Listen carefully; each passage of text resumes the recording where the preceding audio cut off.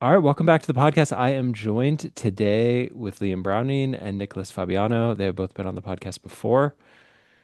Let's see, before we talked about creatine and uh, Liam was on for microdosing, whole series on adverse childhood experiences, and many more. So yeah, welcome back to the podcast. Today we are doing an episode on the heritability and environmental influencers of schizophrenia.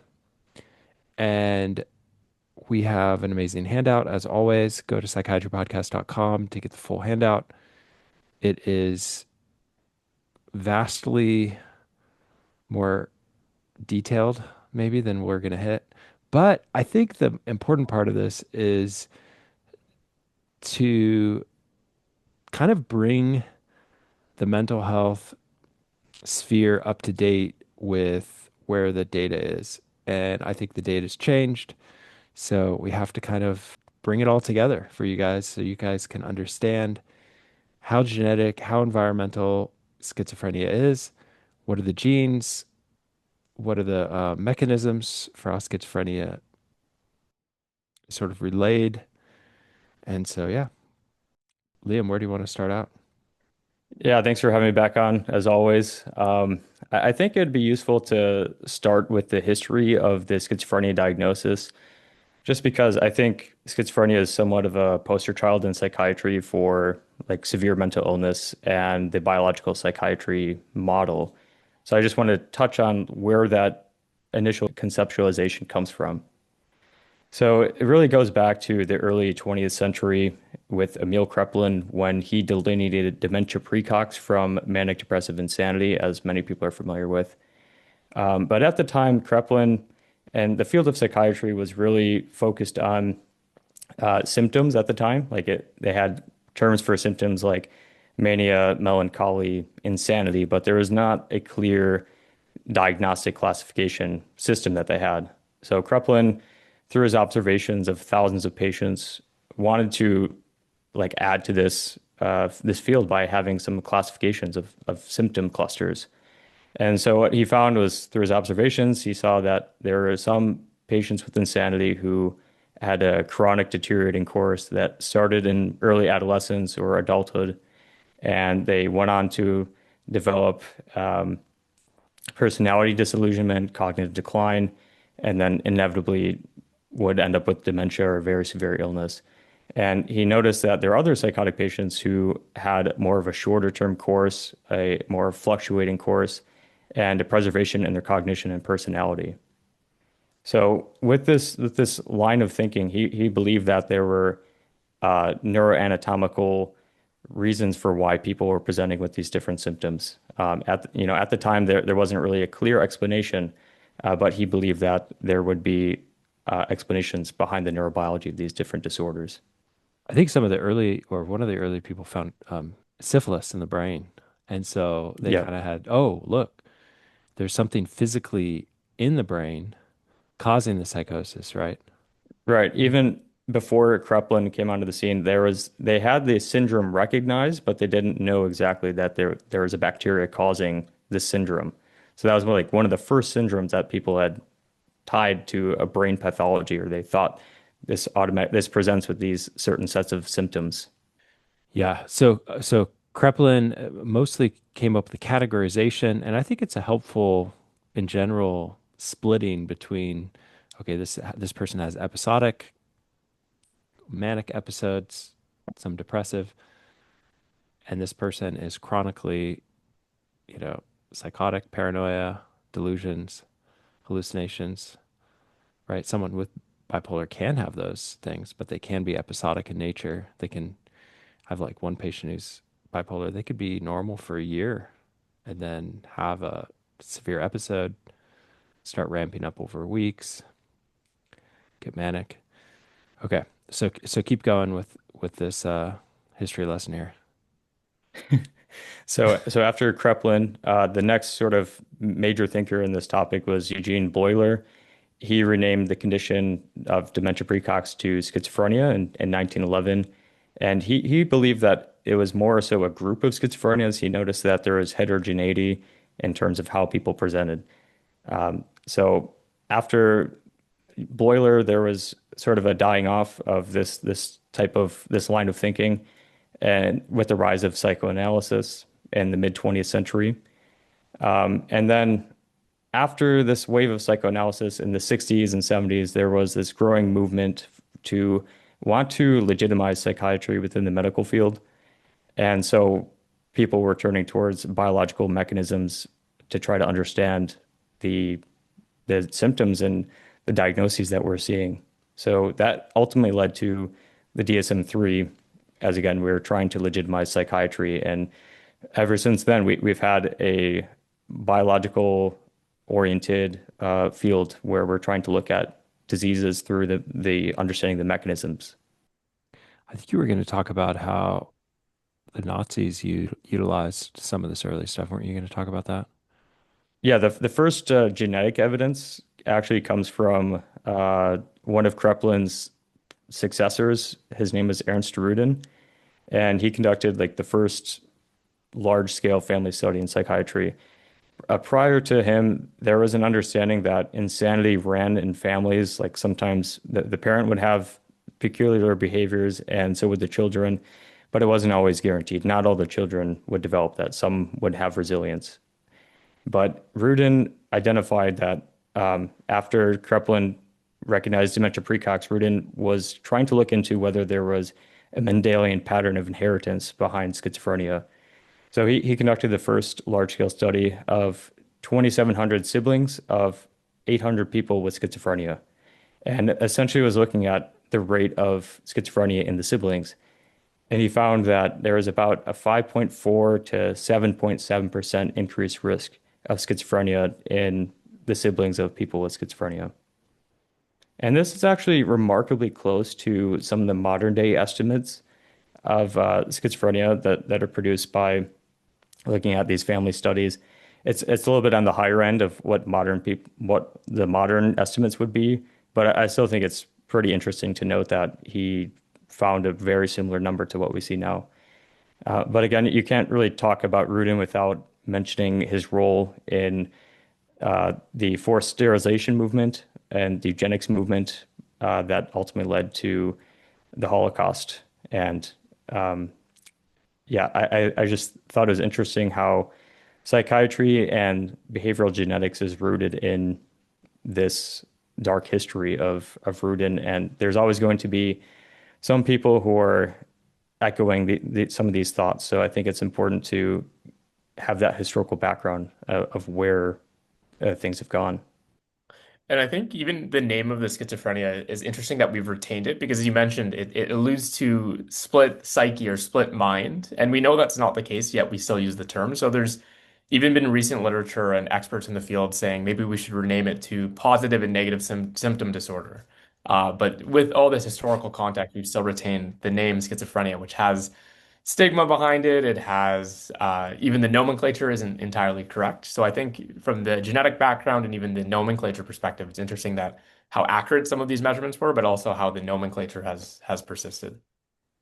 Yeah, it's the names are sometimes archaic, but um, necessary for us to continue to talk about the same thing, right? Mhm.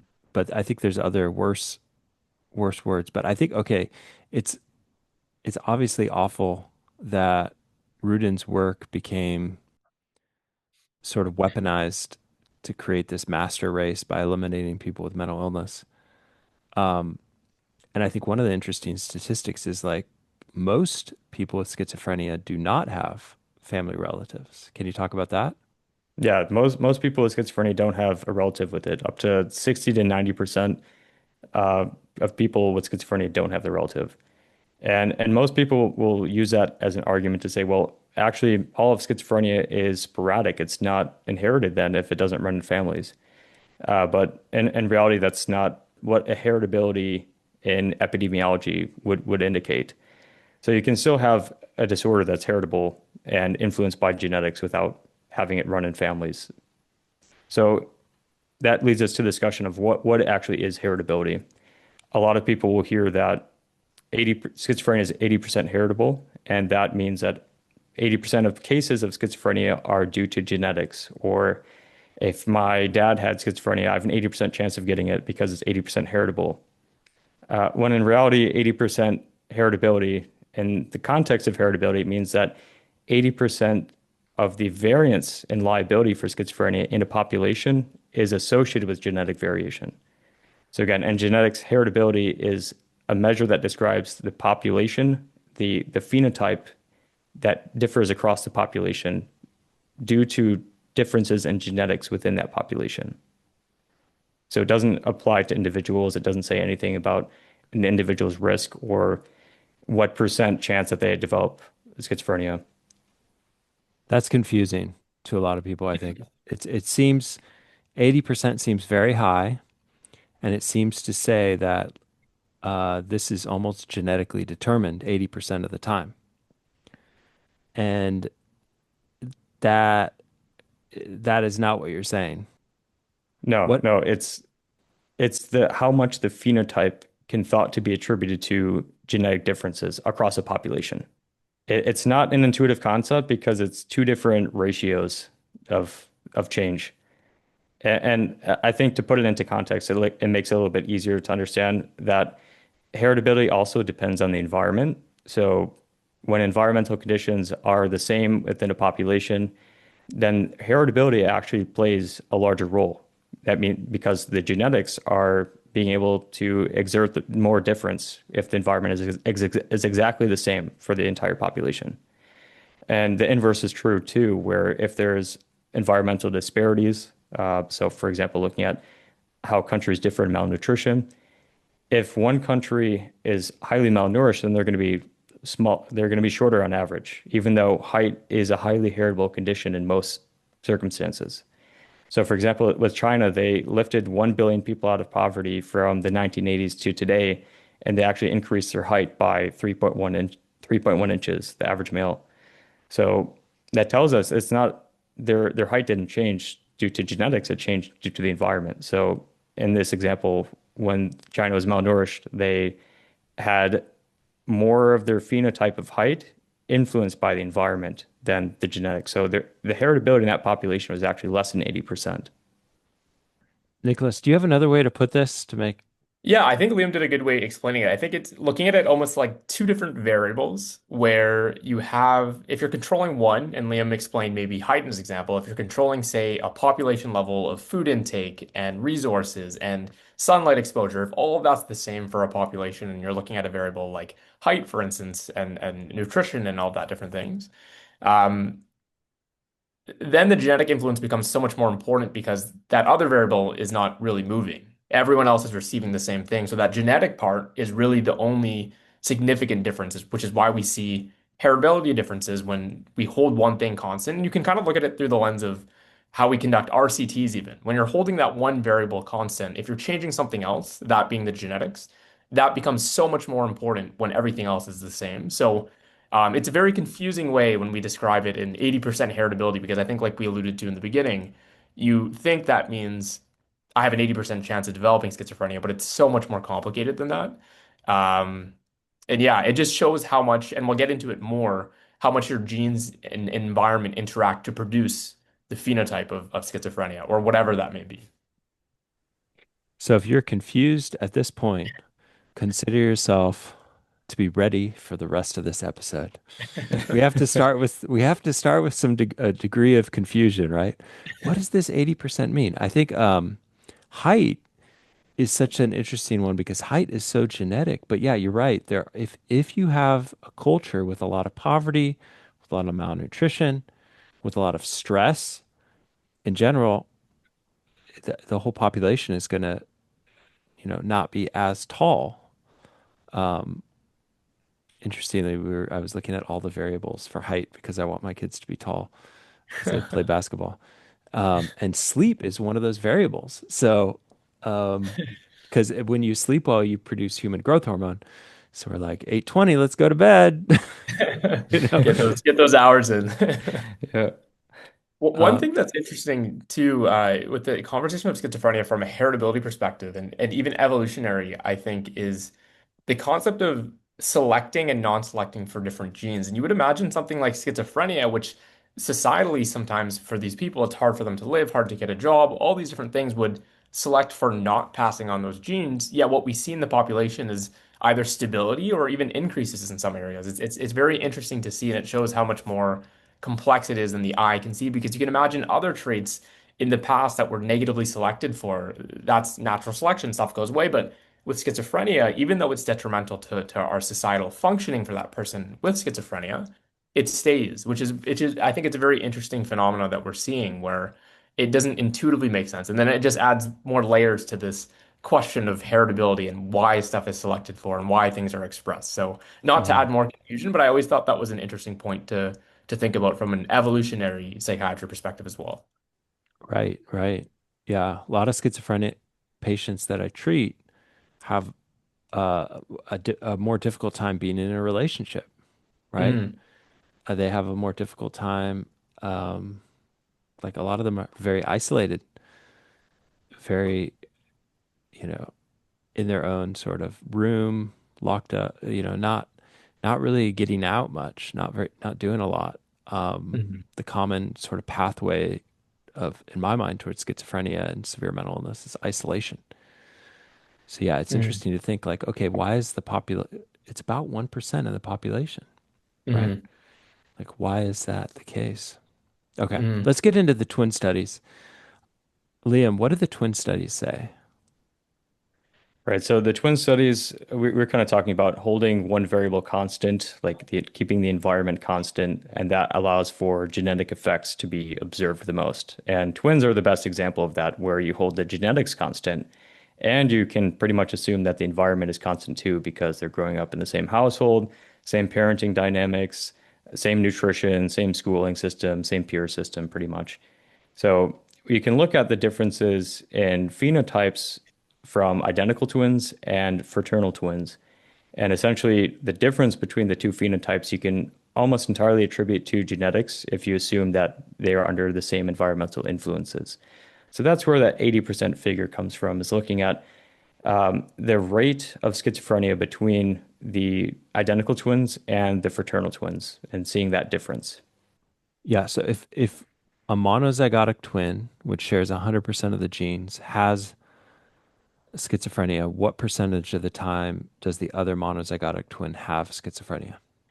Earlier estimates were suggesting around 50 to 60%, but some of the modern day estimates are actually around 15 to 30 to 35% around that range. So it's not an 80% type of deal. Just because heritability is 80% doesn't mean like the genetics are automatically going to determine that they're going to have, if they have the same genetics, they have an 80% chance of developing. It's actually far less than that. And to me, that's really interesting too, because beyond genetics of monozygotic twins, you can imagine being reared together, all these different factors as well too. Their environment is very similar as well too. So it's very interesting to see that these figures aren't closer to even 100% when you have exactly the same genetics, and a lot of the exposures are likely the same as well too. So it's very interesting to see these estimates. And when we hear like, okay, so let's say it is 50%. We could say, oh, it's 50% because of the exact copy of the genes that they both share. But we also have to consider they were in the womb at the same time, and they were Mhm. subjected to very similar, like if the mother got ill, the mother had an infection, they both were experienced that, right? So there are these kind of environmental factors which monozygotic twins experience, but you could say like, okay, but don't dizygotic twins experience the same sort of things, right? So that what is the if one dizygotic twin has schizophrenia, what percentage risk does the other one have schizophrenia? It's about 10%, right? We don't want to overlay you with too many statistics, 7 to 17%, but about 10%. So we're looking at about 50% for monozygotic, 10% for dizygotic. But I think you have the important point, Liam, that monozygotic might experience life differently than dizygotic twins. And that's like the crux of what's called the equal environments assumption, that because the way you calculate the heritability is assuming that the environment's exactly the same between the two. So you kind of simplify things. Some of the modern studies will try to account for these effects, but I think it's easier said than done because there's just so much complexity that goes into someone's life course.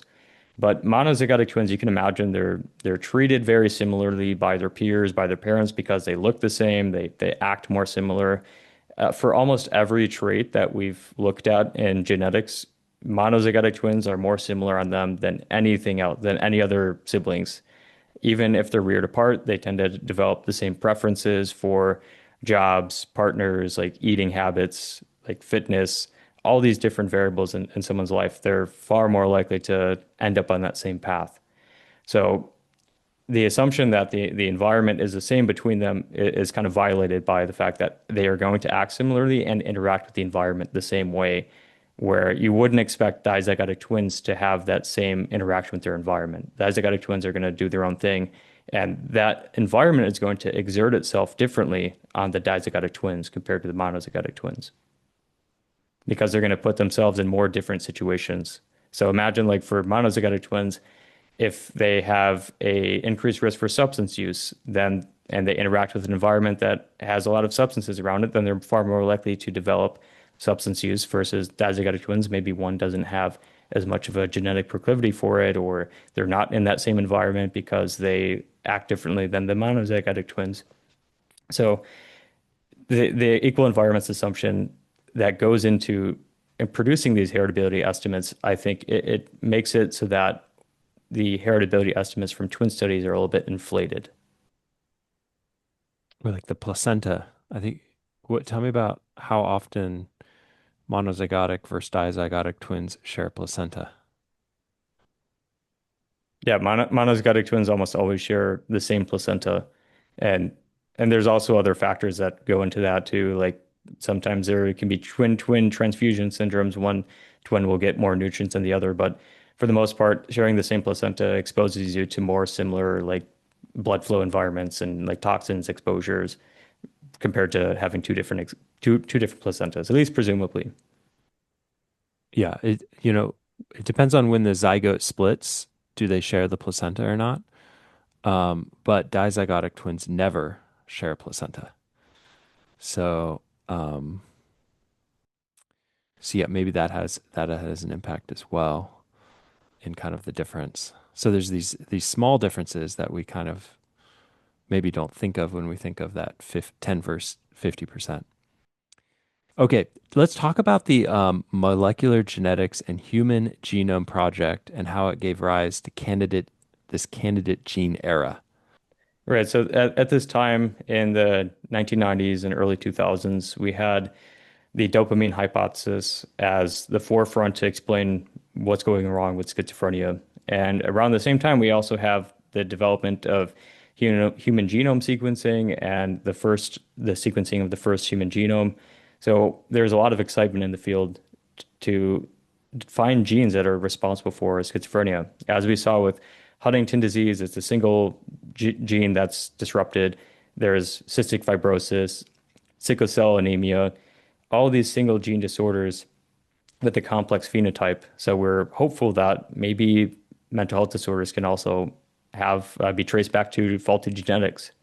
So in the 90s and early 2000s, we looked into certain subsets of genes because it wasn't as cheap to sequence the entire genome. So we just looked at a handful of genes, maybe a couple hundred genes that might be important. So again, we looked at some of the dopamine regulating genes. We looked at genes important for neurodevelopment. And we essentially found that there were dozens of genes that were associated with an increased risk of schizophrenia. And we found genes that had gene environment interactions, such as cannabis, early adversity, being exposed to, you name it. There's hundreds of candidate gene studies. But the problem is that none of them were really replicated.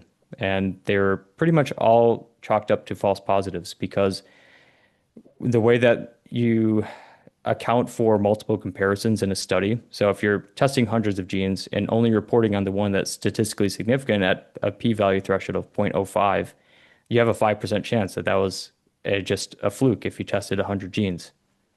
So when these kind of gene studies were coming out, there wasn't any correction for multiple different genes that they were looking at. A lot of times they're just reporting this one gene, and when they looked at a shotgun approach of hundreds of genes. So that led to a lot of false positives and low replicability.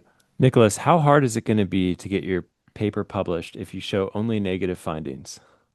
It's gonna be pretty hard. I think that's the problem with treatments or genomic findings. When there's anything negative, it'll probably end up in preprint land forever, and journals aren't very interested in it. There's always this narrative of, publish your negative findings. It's great, and I agree with that. But the reality of it is, journals oftentimes you end up in this cycle of submit, reject, because the how it works is people like the flashy results. They like the things that go in the news headline. This is what gets you another grant. This is what gets the journal citation. So a lot of these findings that Liam's describing that were negative, there's probably a whole larger literature source out there that hasn't even been published. And the problem with that is then we re-explore these things over and over and over. And it's not cheap too. We're spending millions and billions of dollars probably searching for different biomarkers and genes.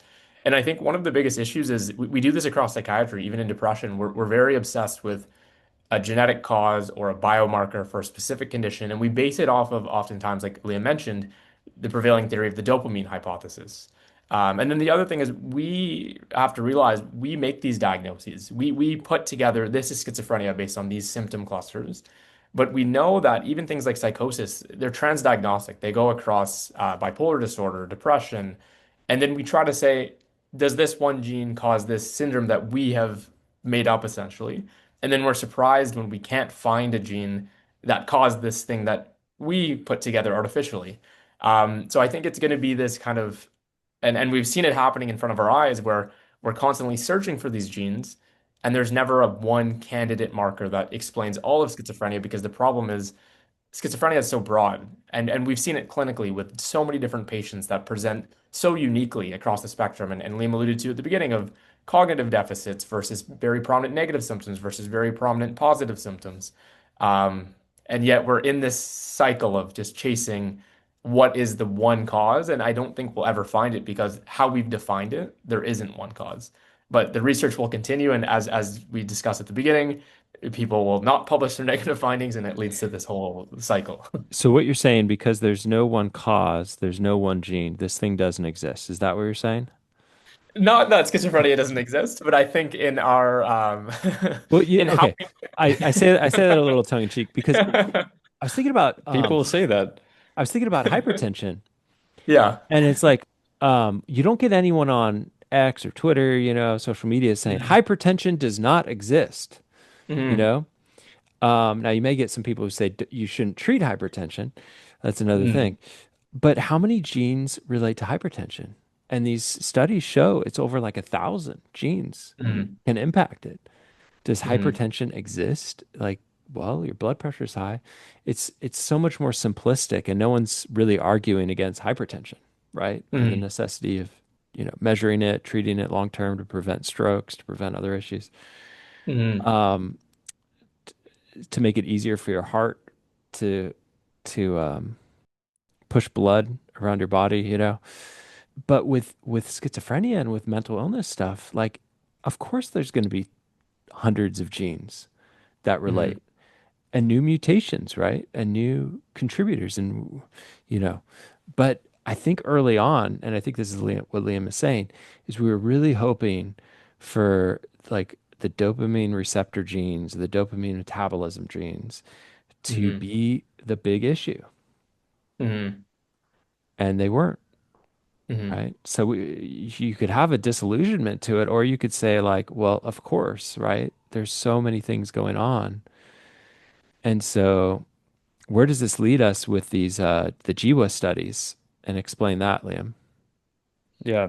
I think first, before I get into the GWAS studies, I think it's the most dangerous aspect of this line of thinking where you have a single causal mechanism is in how that's still a pervasive idea throughout psychiatry that it is a dopamine problem. So let's just treat them with an antipsychotic and that's going to be the treatment. Don't need to look into this person's life, think about what things keep them socially isolated, what things keep them going back to substances. Like and addressing their cognitive functioning. Like there's no attempt at doing that in many institutes. So I think as we move forward in the field of psychiatry, we need to pay attention to that's not just a single problem. So the treatment cannot be just one single thing, right? And I It's think that it applies to even depression, right? We took the same approach with, in a simplistic lens, serotonin being the sole cause or a low serotonin, and then our approach being treat it with SSRIs, but we know that it's so much more complicated as well. So we're seeing resurgence in interest in other interventions, looking into the social aspects of people's lives, even exercise and creatine and things like this, where before, again, it's, as you said, very harmful to look at it through this lens of schizophrenia is high dopamine. That's it. We need to get that down. Same thing with depression. Of depression is low serotonin. We need to get that up, sort of thing. It's a very simplistic way of looking at it. It's helpful to conceptualize things, but it doesn't treat the person in front of you as a person. It treats them as a level, which again, going to the hypertension example, it's great to say, yes, your blood pressure is this, let's get it down to here, but I don't think we can necessarily apply that directly across psychiatry. right. I'm also reminded of the episode me and Liam did on sauna and this, the nice Finnish sauna, where you pour the water over the rocks, which I enjoy every morning, by the way, now. And the study showed it reduced psychotic events Mhm. in this cohort that they followed, like 67% or something like that, something crazy. And it was crazy how it reduced it. Okay. Um, but like, why did it reduce it so much? Was it reducing future episodes of delirium? Probably. Uh, did it help? Is it the person like in just engaging socially? Because Finnish saunas, they are a communal activity. Like it's not your your Huberman bro type of deal where it's just the guy sitting in the sauna by himself working out. It's everyone is communally in the sauna together with their family every night. And we talked about maybe that's the that factor they didn't really control in their long-term cohort finding. They just found like it did reduce risk of dementia. It did reduce risk of stroke like 60%. Um, I think if we can like open up our minds to a degree of openness with something like schizophrenia, like, okay, maybe there are multiple things going on. Maybe psychotherapy is going to be very important. I had Michael Garrett did an amazing episode on psychodynamic and CBT treatment for schizophrenia. Um, but what I'm also reminded of as we talk about this is it's it's going to take a lot of providers across, the world to get excited about doing psychotherapy for schizophrenia because it can have its unique challenges and it's not necessarily as intuitive as like depression, anxiety. Mhm. And I can speak to right now, I'm on my inpatient schizophrenia rotation and not directly to the structured psychotherapy approach, but a lot of our patients with schizophrenia have a very treatment resistant course. That's why they're on the inpatient unit right now. And there's only so much utility sometimes our medications have. So, from a therapy or even just cognitive restructuring of having these psychotic experiences and being able to ground themselves and not allow that lead to behavioral changes or different things of that sort, I think is so important. And I don't think we place enough emphasis on that on either the inpatient or outpatient setting. And we're so focused again on dopamine is too high, let's get that down, sort of thing. Which again, I think we need to really look at it from a full person-centric approach. And I would say the anosognomia or the lack of knowledge that they have an illness that needs treatment is is very difficult to treat um, without a very frequent relationship that you have with them.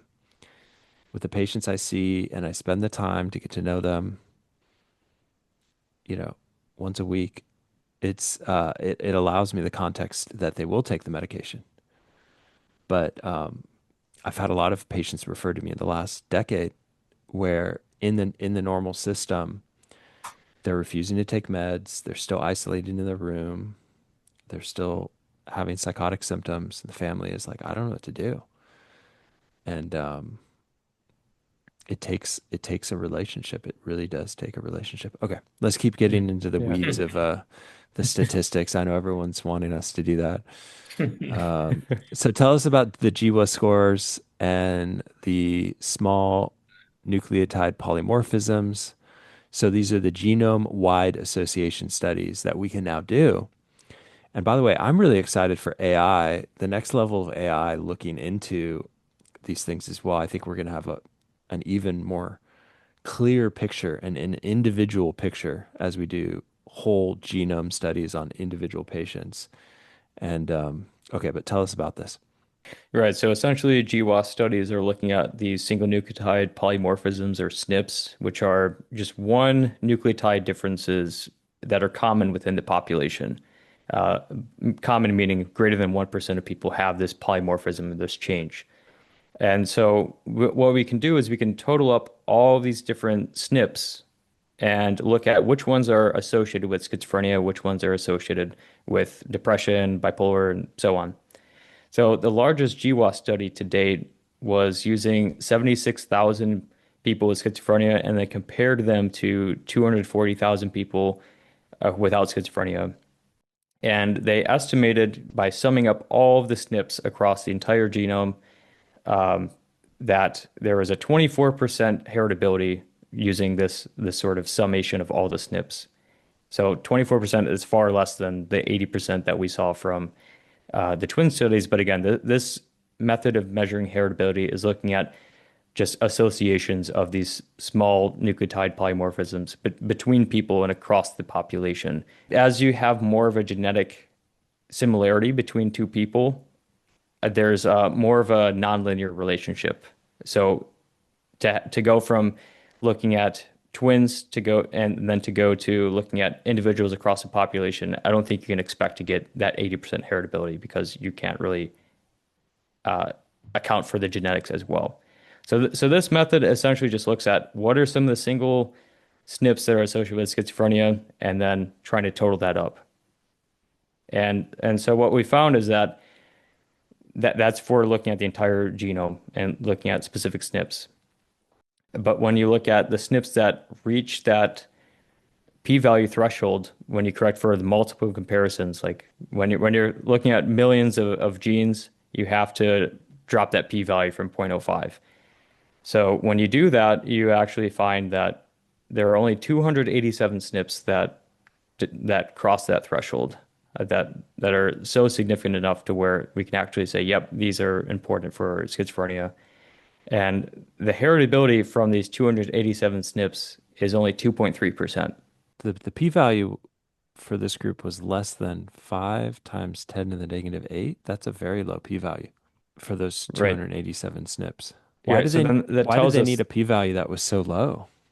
This is not the 0.05%. 0.05 because you'd have so many false positives if you were using that threshold because you're detecting millions of genes. So you have to drop it down to actually say which ones are repeatedly seen across the population. And we can reliably say that these 287 SNPs have been associated with schizophrenia.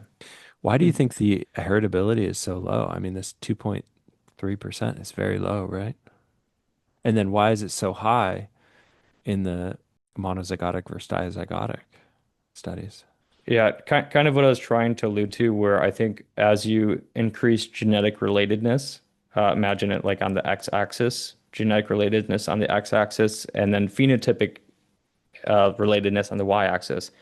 You'd expect like a linear curve, but in reality, as twins, they share all of their genes, they share all the gene environment interactions, those gene to gene interactions.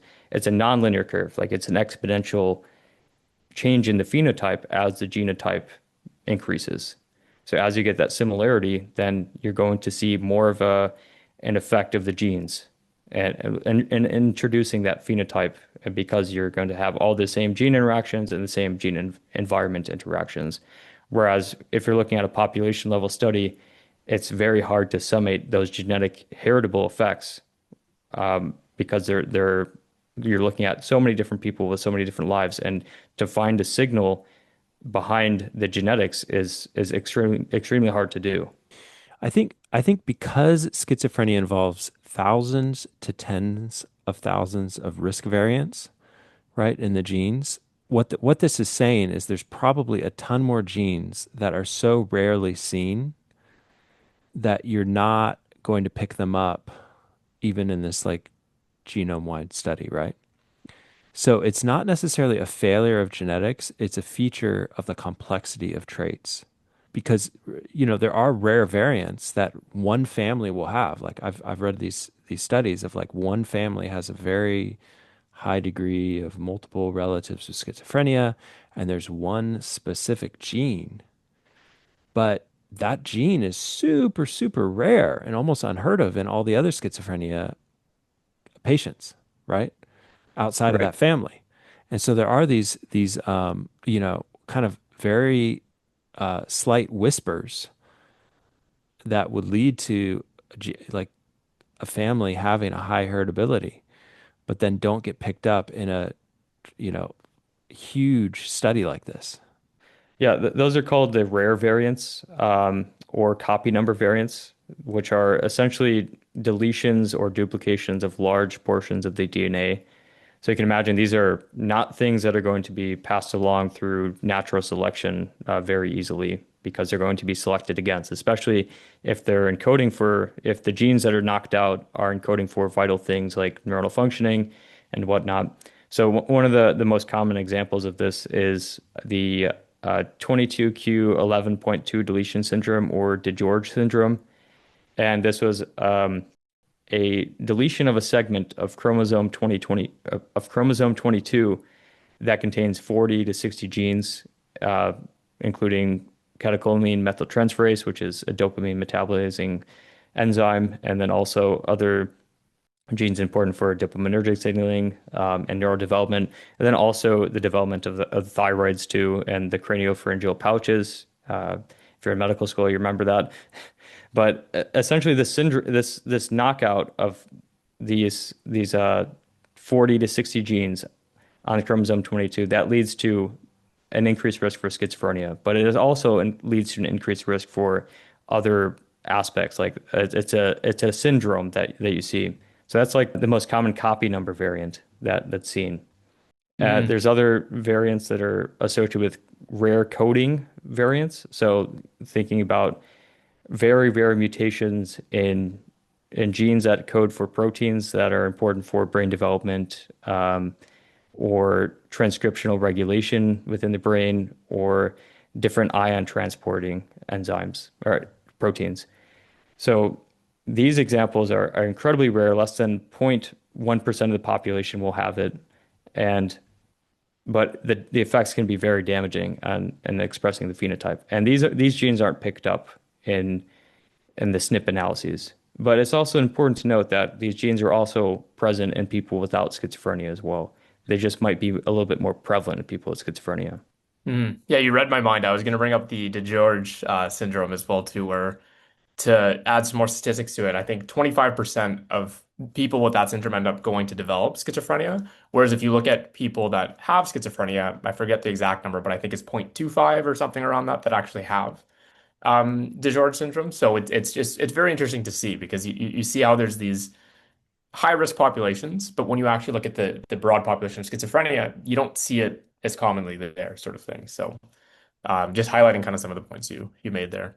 Yeah. So the GWAS chips are not going to pick up, so in summary, everything, right? They're not going to pick up rare variants. They're not going to pick up copy number variants, like deletions and duplications. They're not going to pick up gene-gene interactions, right?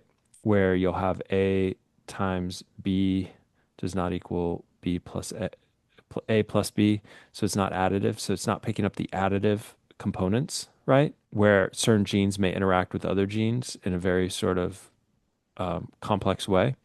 And it's not going to pick up gene environmental factors like cannabis being in a very urban environment or trauma is going to interact with genes. It's not going to necessarily be picked up in this GWAS studies, though, that you're going to be able to capture how an environmental thing and a gene interacts in a very additive way, right? So that those are my thoughts. Any other thoughts on this before we move on? No, I think we can talk about the polygenic risk scores. This is picked up a lot of hype by people because it's like, okay, well, why don't we just use this to select embryos? Like if we can see what genes are associated with schizophrenia, then look at all the genetics of the embryos for in vitro fertilization, and then try to pick the ones that have the lowest risk of schizophrenia.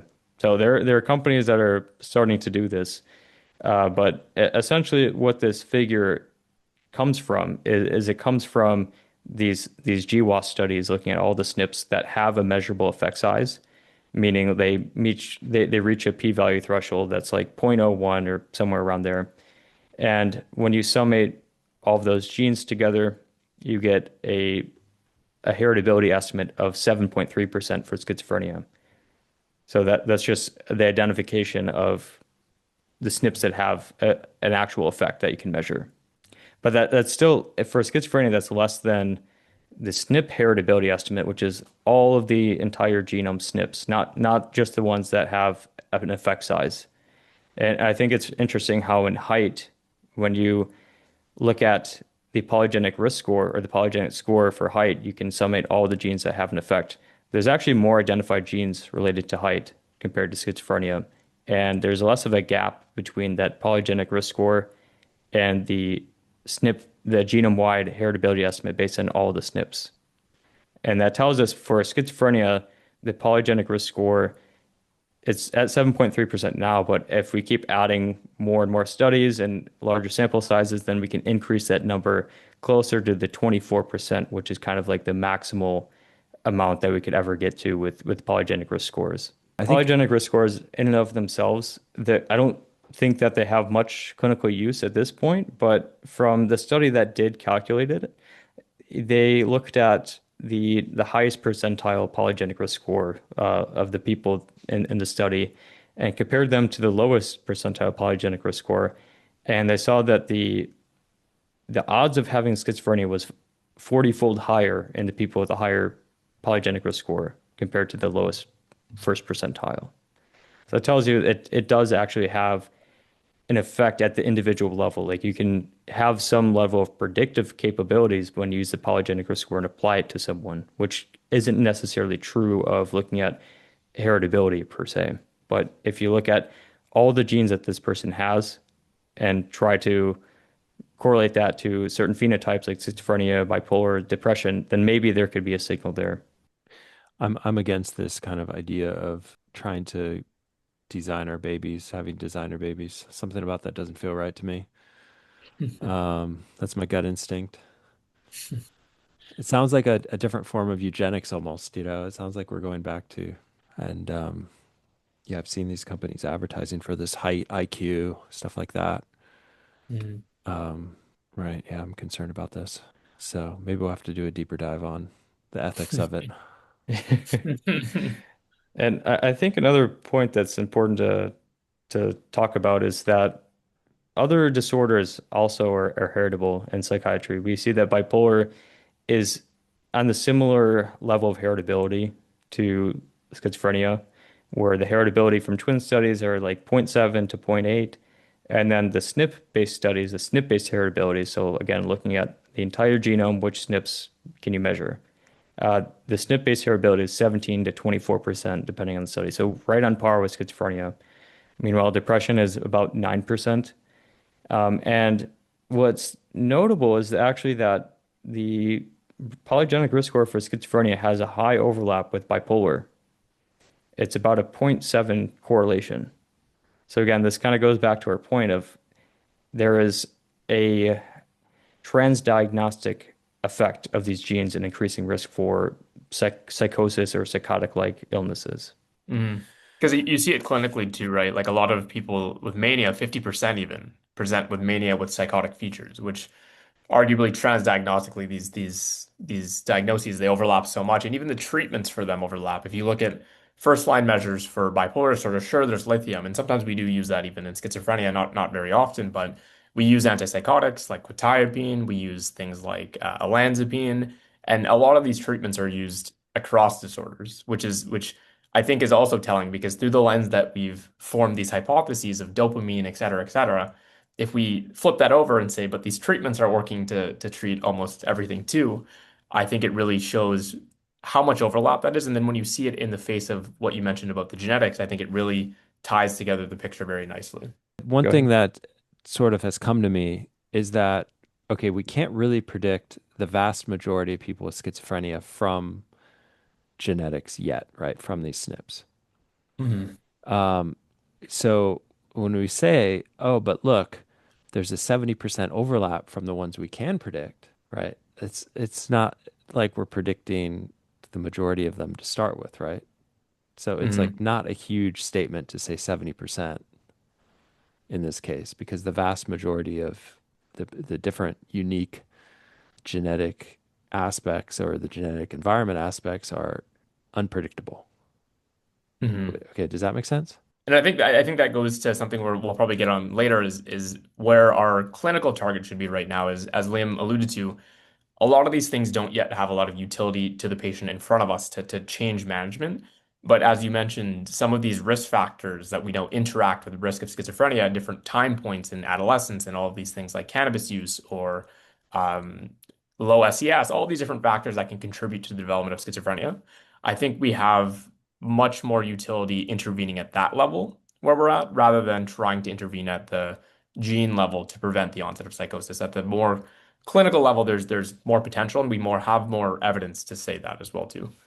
Yeah, I think what we are trying to look for with these GWAS studies is to be able to find where can we intervene? Like, are there a certain subset of genes that are intervenable upon? And I think the conclusion, like you mentioned, it's not something that's going to be actionable.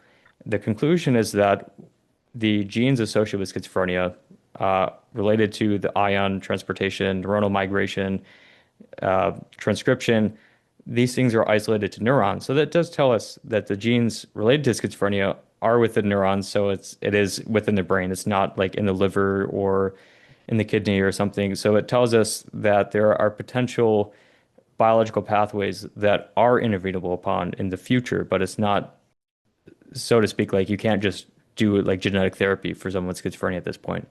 Maybe for Mhm. some of these rare copy number um, variants or for some of these rare coding variants where they present in less than 0.5% of the population, and it is very damaging to this person because without that gene, then they probably wouldn't have developed schizophrenia. So maybe you can have some sort of drug targeting that, but that's few and far between in terms of moving the needle on treating schizophrenia.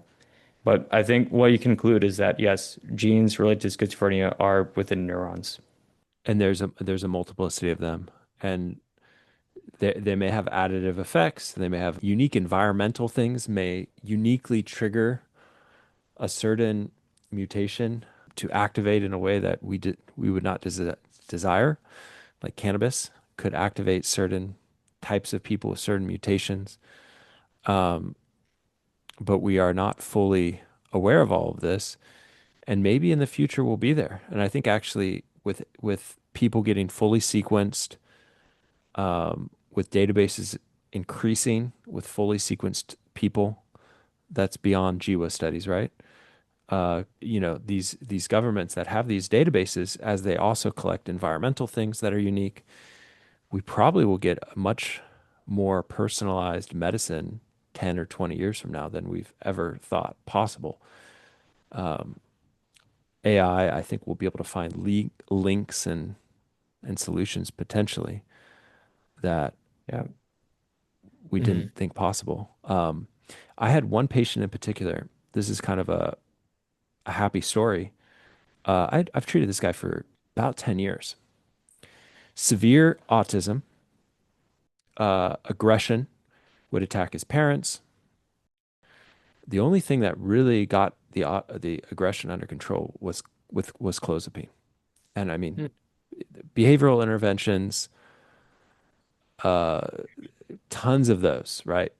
Didn't really control it. So clozapine decreases aggression. But then we did genetic testing years later, right? And it comes back with an issue of processing medium chain fatty acids.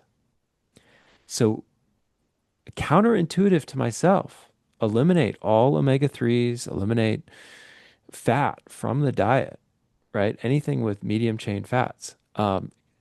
eliminate him being in a fasting state. So this is like the opposite of ketosis, right? Mhm. And we're going down on the clozapine and he's fine. We're about half the dose right now. We're going down slowly. Obviously, it's a big risk, immediately removing a medicine because his aggression was so bad.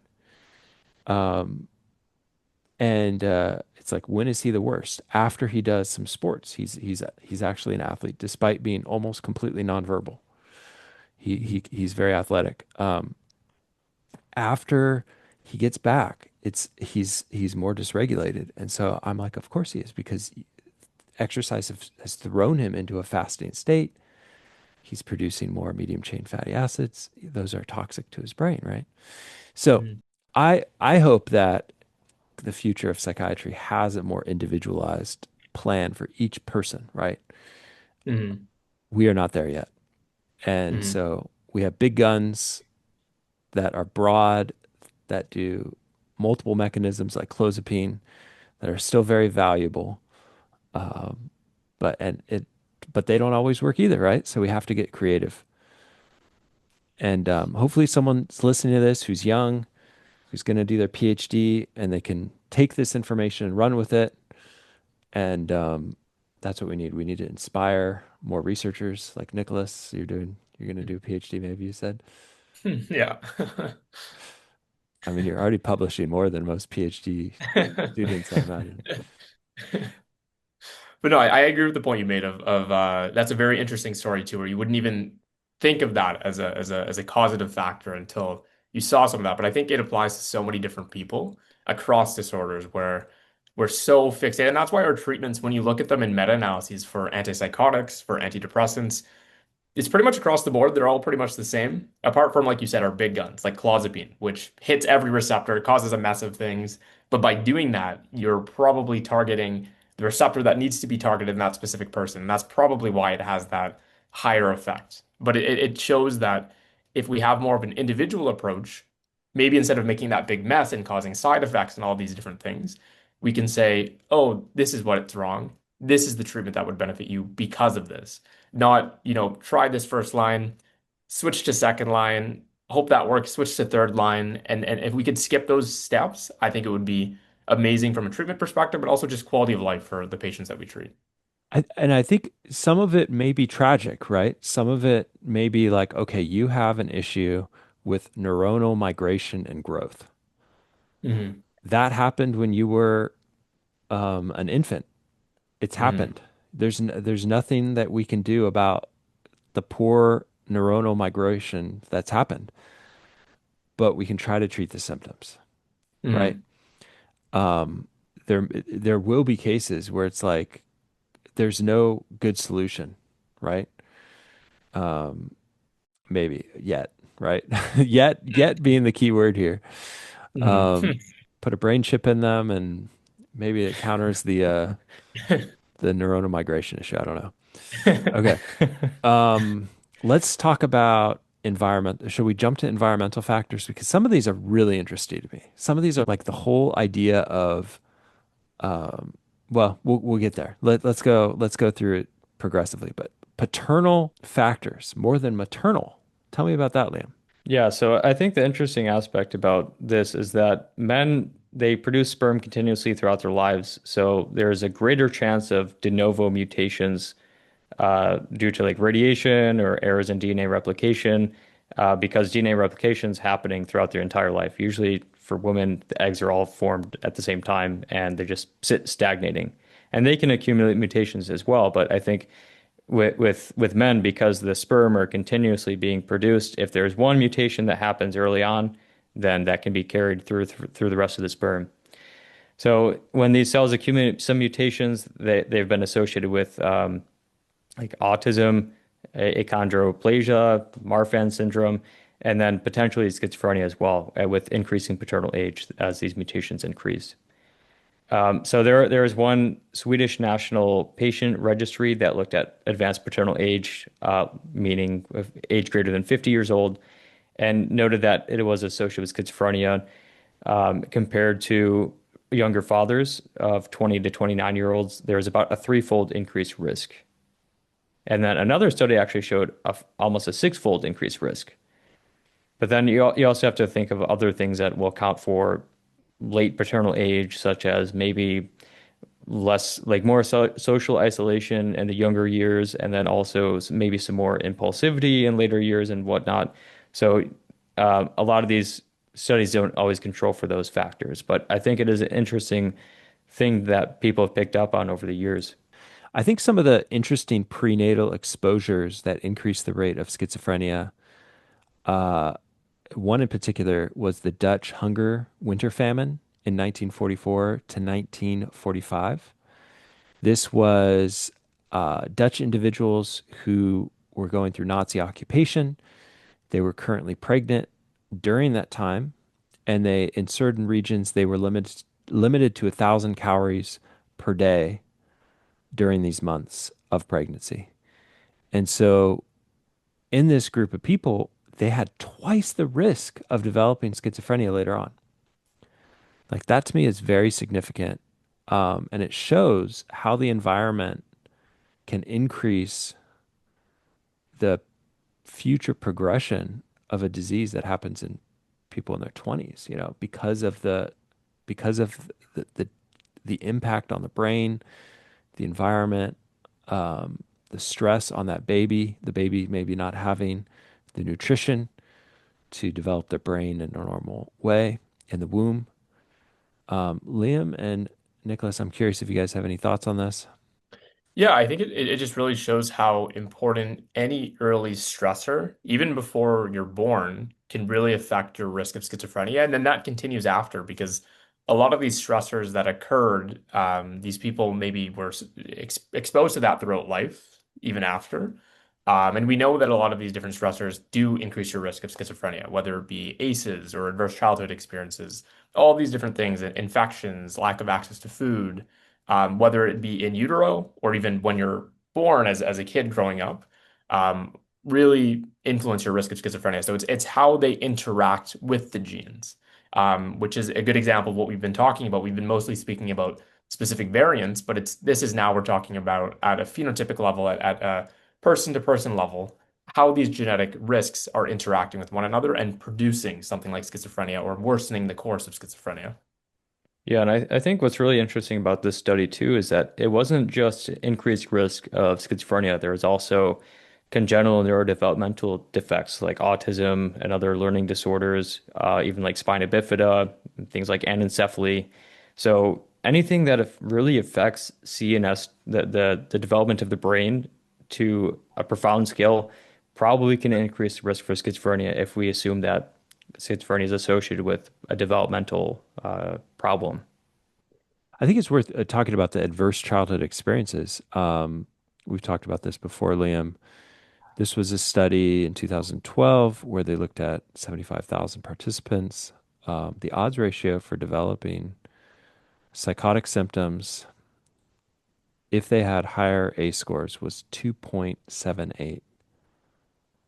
That's Yeah, significant. it is Mhm. incredibly significant. And this study controlled for different factors related to socioeconomic status, IQ, educational attainment, drug use, and genetic liability even. So we have to conceptualize schizophrenia as not only a genetic disorder. The genetics is not always going to cause the disease. I'm sure that there are certain cases of people with schizophrenia that if not for their genetics, they would not have developed schizophrenia. And I think there are other cases too that, and for ways and reasons we don't understand yet, if they're exposed to some adverse prenatal environment or adverse childhood experiences, stress growing up, leading to social isolation, maybe some cognitive dysfunction, and how that can increase their risk for developing schizophrenia or their psychiatric diseases over time. Another big impactor is poverty, social economic status, right? And in this one study where they looked at 2.1 million individuals born in Sweden, they looked at social adversity by five factors: living in rented versus homes, low parental socioeconomic status, single parent household, parental unemployment, households receiving social welfare benefits. And what they found was that the hazard ratio, the risk of developing future schizophrenia, increased as the number of adverse social variables increased, Mhm. all the way to 2.7. And I think when we see numbers like this too, we have to put on our almost public health hat and say, at a large scale, if we can have interventions to mitigate some of these disparities in populations, you can have very broad impacts and reduce, if we're looking at just schizophrenia, for instance, obviously this will affect health outcomes and everything beyond that, but just through the lens of schizophrenia, if we wear that public health hat and we advocate for different housing or safe use of substances, all these different things, you're going to have a very big impact on reducing, based on this data, the people that maybe go on and develop schizophrenia. So we're not talking at a one-to-one basis. That's important, talking about the person in front of you and trying to mitigate these risks. But from a population health lens, if this is something you're advocated for in Canada and the US, for a whole population, that number, that risk ratio of 2 on a large scale is lots and lots of people. So that's why it's so important. I think right now where we're at, although the genetic information is so important and it's going to progress over the years, I think to really have impact from a public health lens, these are some of the interventions where beyond just that one-to-one interaction, we can actually prevent, hopefully, the onset of schizophrenia for people, which is why it's so important and what we've highlighted so far. Yeah, and I think this is where we who are kind of looking at these studies can kind of step back and say, okay, what are the impactors that we can potentially change as a society that are the biggest and the ones that are going to make the biggest impact? And in my recent episode I did, I don't know if you heard it, guys, on intergenerational trauma, how a mother with a history of trauma who has lower reflective function has a higher rate of disorganized attachment in the child. Um, so it's like, okay, how can we as a society come alongside and then, give resources to mothers that are at risk? Um, Mm. how can we help people during these very vulnerable periods of time Mm. and support, two family households, support some degree of stability for people that are struggling with mental illness. Mm. So yeah, these are kind of the questions, the higher level questions. Or how do we reduce cannabis use in people with high risk of developing psychosis, right? This is another factor. Um, Mm. Nicholas, go ahead and tell us about this one. Yeah, I know you guys did a whole episode on this, but I'll give an overall mini view of it. And we recently put a paper out on with regards to this too. But yeah, it's another example of a population level intervention through education, through informing people of risks. You can really have a big difference because, at least in Canada, we know the THC content, which is the psychoactive component of cannabis, has increased by over 5 times over the last 2 decades. So a lot of the argument for cannabis being this safe substance that people can use, people have in their mind what cannabis was in 1990 or even before that. And now we have these very synthetic strains that are very powerful. And we know that higher THC content, regular use, previous history of mental health disorders, being younger, male, these are all risk factors for developing psychosis and eventually even going on to develop a schizophrenia spectrum disorder. And our group has also done a study looking at this topic where we took 9.2 million people in Ontario and we looked at people that presented to the emergency department for cannabis use or cannabis-induced psychosis, and then saw who developed schizophrenia after 3 years. And we see that people that had a cannabis-induced psychosis had a 242-fold risk of developing schizophrenia within 3 years. Again, there's a lot of confounders there because this is an observational study, but I think it really shows that. And I know we're talking about cannabis, but we also did a recent study with psychedelics because it's a very hot topic now, or I should be more specific and say hallucinogens, which is a more umbrella term. And we did the same sort of study looking at people going to ED for psychedelic use or hallucinogen use. And we saw that those people that presented and had a hallucinogen-induced psychosis were at, I believe, a 15-fold higher risk of developing schizophrenia in 3 years too. So these substances that we perceive them to be so benign, they have inherent risk to them. And I think, again, with that public health hat, it's important that we are informing the public. It's important that through the government too, that we're making sure that people are educated, that younger people aren't getting access to these substances. Because with these numbers, they're quite staggering. And if we're able to intervene, we can really make a big difference. And beyond treatment, which we're so focused on in psychiatry, we can actually have an emphasis on prevention. So these people hopefully never go on to have that stressor and develop a schizophrenia spectrum disorder. Excellent. Yeah. That odds ratio is wild. Like when we think of Hmm. odds ratio, we usually think of like, oh, this is a odds ratio of 2. But Hmm. this is an odds ratio of like 200, right? Hmm. And that's ginormous. Okay. Hmm. So that's one thought that I have is like, wow, that's a big odds ratio. Anything more Yeah. on environmental things, Liam, or anything on the THC? Regarding the cannabis, I think that odds ratio is incredible because I think about how many people try cannabis and don't end up in the emergency department. So what does it take for someone to actually end up in the emergency department? Is probably some underlying risk factor for psychosis. So I think there is like the genetic risk component to it that we talked about in the last episode. But Mhm. and Yep. I think one of the more interesting findings of cannabis and how it might increase risk for psychosis is we talked about a study in the podcast on this, but following teenagers from like the age of 15 onward, seeing the ones that started using cannabis regularly versus the ones who don't, they had a faster rate of cortical thinning. And in schizophrenia, we know actually that prior to the onset of psychosis, with on average, when a subset of people is with schizophrenia who develop first episode psychosis, they will also have increased cortical thinning in the years prior to their psychosis. So that also lends more support for the idea that cannabis can influence brain development and then maybe increase risk for psychosis. When we have patients in our practice that get psychotic from cannabis, at that point, having a clear conversation, like your brain, for whatever reason, is allergic to cannabis, and you will likely continue to get psychotic the more cannabis you use.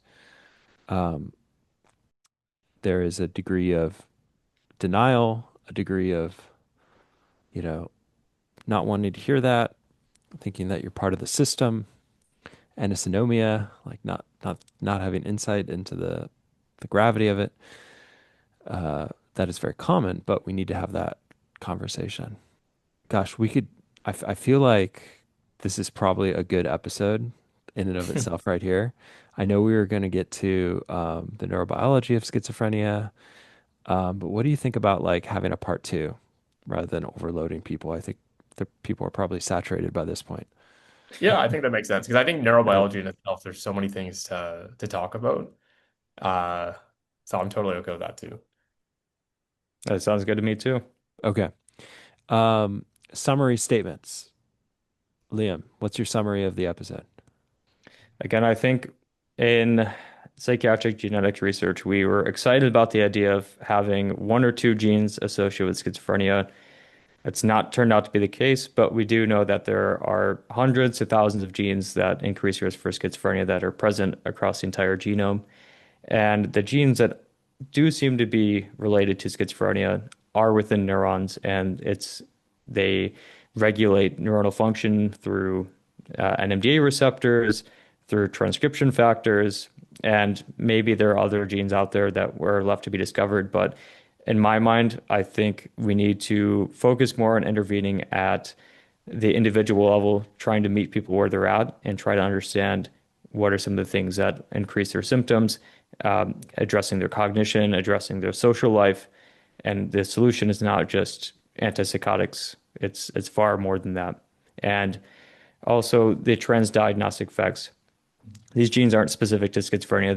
They overlap with bipolar, treatment-resistant depression. So that also kind of raises some questions about the validity of the schizophrenia diagnosis and whether we should start to think more through dimensional aspects, like looking at positive symptoms, negative symptoms, and cognition. So that's where I'm at least with schizophrenia.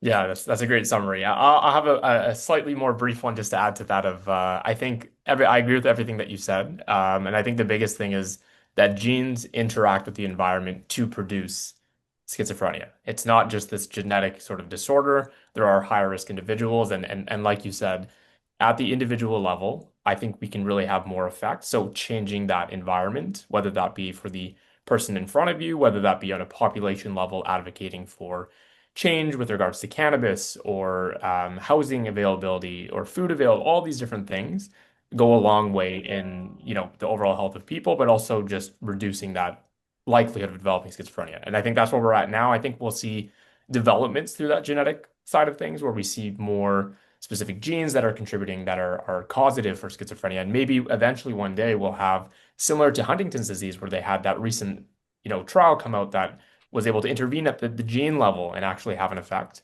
But I think we're still a ways away from that. But it's an interesting time. And I think again, emphasizing that in interacting at that individual or environmental level will be the most hopeful right now. Nice. And I would just emphasize that if you're listening to this and if you have a kid or a relative that suffers from schizophrenia and you're here because you're curious like what caused this, um and I think a lot of parents will feel a lot of like guilt and like, gosh, did I do something wrong? I would hope that you could leave with a level of there's a level of complexity to this and randomness, um, that there's no way of really predicting or preventing uh, some people developing schizophrenia. It's been 1% across the population in most countries, and we can advocate for the future generations. But hindsight is 2020, and if this has given you any sense of like guilt, I would want to counsel you to consider that there are things that you can focus on, but the guilt itself is probably mostly hindsight bias. Uh, the things you can focus on are finding a prescriber that will meet weekly. If your kid has not overcome having someone who's like a good friend, or feels like a good friend to your kid with schizophrenia, uh, takes a while to develop that sort of friendship with someone, but I think that has helped the patients that I've been able to help get unstuck, is developing that close relationship over time where there's trust, where they will take the medication. So, okay, those are my thoughts. So, all right, guys, thank you so much for coming on, and we'll stop here. Thank you for having us. Yep. Thanks for having us.